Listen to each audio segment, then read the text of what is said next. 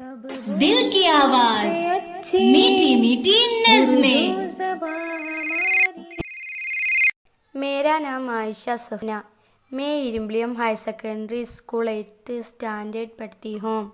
महकती हुई फूल के पास आओ, लचकती हुई शाख पर बैठ जाओ।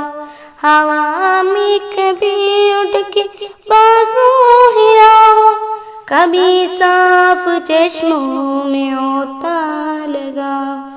यूं ही प्यार चिड़ियों अभी और गाओ, महकते हुई फूल के पास आओ, लचकती हुई शाख पर बैठ जाओ। उधर कर इधर से उधर दूर जाओ, चहक कर इधर से उधर फैलाओ, चमक कर कभी शाख पर चढ़ाओ, उजड़ कर कभी नहर पर गुनगुनाओ। यूं ही प्यार चिड़ियों अभी और गाओ, महकती हुई फूल के पास आओ, लचकती हुई शाख पर बैठ जाओ।